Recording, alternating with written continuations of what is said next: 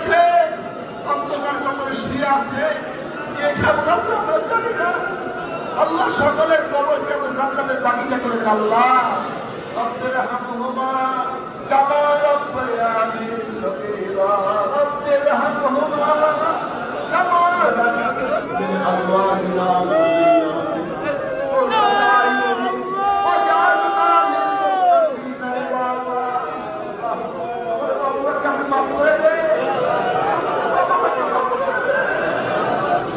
সগীরা